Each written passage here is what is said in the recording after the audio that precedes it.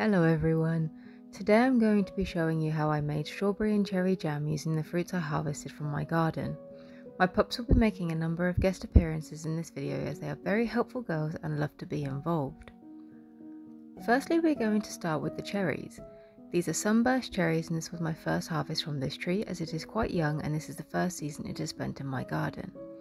Unlike the cherries that are commonly found in UK stores at this time of year, these cherries are a deep red colour and quite large. They are very shiny and I've been admiring them for days, looking forward to harvesting them and always worried that the birds would get to them first. Thankfully they didn't and I got a good crop. Sunburst cherries are very hardy throughout the UK and self-fertile, which is a big bonus if you only have space or desire for a single tree.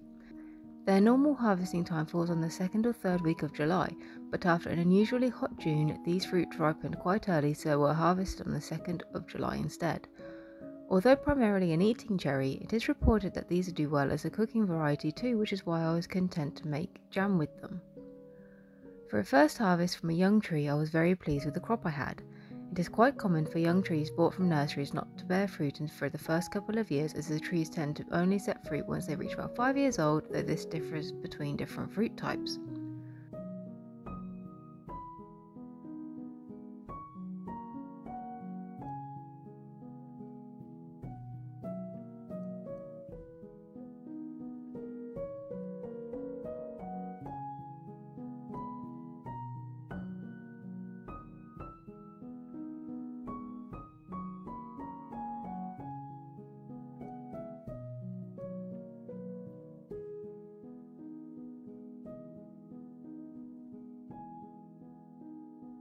Moving on to the strawberries, these are very commonly grown in the UK and are prolific spreaders, sending out runners that self-set given the opportunity.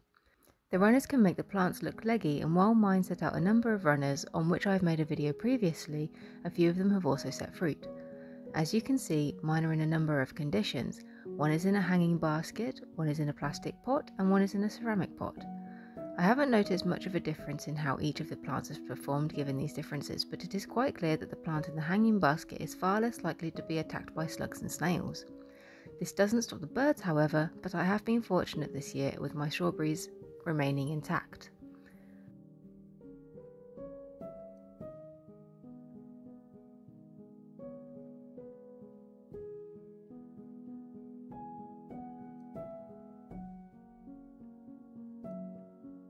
After harvesting the fruits, they were placed in a bowl of cold water for about 15 minutes before the strawberries and the cherries were separated into different bowls for drying. Once dry, I started with the strawberries.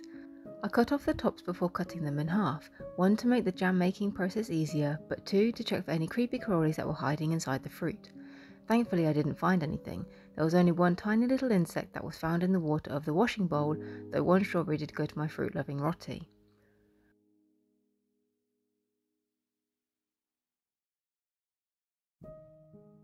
After chopping all the strawberries, I moved on to the cherries. I have found that cutting a ring around the fruit before twisting them in the same manner you would an avocado is the easiest way of pitting the cherries without a cherry pitter. Be careful of your fingers if you try this method, however, as it is easy to slip and we don't want any accidents. Much like with the strawberries, I was amazed by the colour inside the fruit, the rich red colour I have never encountered in shop-bought cherries before. Cutting the cherries in the manner I did also made checking for the hiding insects much easier. Once everything was cut, the fruit underwent a second wash before they were added to a large saucepan.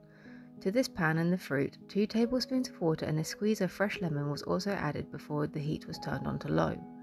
I stirred the fruit immediately to coat everything and to try to reduce the risk of anything sticking to the bottom of the pan, and continued stirring frequently as the fruit softened and released their juices in delicious scent. The fruit was allowed to simmer for about 10 minutes with stirring.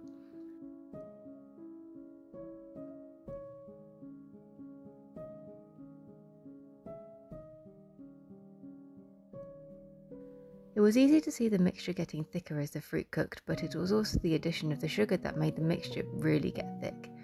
Since I used 100 grams of strawberries and 315 grams of cherries, I added 415 grams of white granulated sugar. This recipe didn't call for the addition of any pectin, a setting agent that allows the fruit to come together into the jam consistency, but depending on the fruit you were using, pectin may be necessary. In hindsight, I wouldn't have added this much sugar. I'd have added pectin instead to help bring everything together, but it was a lesson learned and changes can be made with next year's harvest. Given that next year's harvest should be bigger than this year's, I am hoping to make a few small batches to play with the recipes, but that is something we will come to in time. Today I added the sugar in 3 batches, each one disappearing into the fruit quite quickly after the initial thickening of the mixture. Again, I let the mixture cook, though this time it was allowed to boil for 5 minutes. As it boiled, it rose up the pot quite a lot, so if you are making this or something similar, be aware of this and use an appropriately deep pan, lest you have overflowing sugar fruit syrup pouring all over your hob. Also be aware that due to the high sugar content, this mixture will be incredibly hot and the risk of burns is very high, so be very careful, especially if making this with little ones around. After the 5 minutes, the heat was turned off and the mixture was allowed to cool slightly with more stirring. I then did a setting test by using a small dish that I had placed in the freezer for about an hour. I placed a tiny bit of the jam onto the cold dish and after a minute or so gently pushed it with my finger. You can see it wrinkle and stick to my finger, which was the consistency I was looking for. Since I was happy with how the jam was turning out, it was time to put it in the jars. I'd already prepared 4 small Kilner jars by sterilising them in a hot wash in the dishwasher. 4 jars was ambitious given the harvest I had, but I am still happy with my 2 1/4 jars that I made. They are very beautiful and I'm chuffed that I now have jam from the fruits that I grew in my garden and picked with my own hands.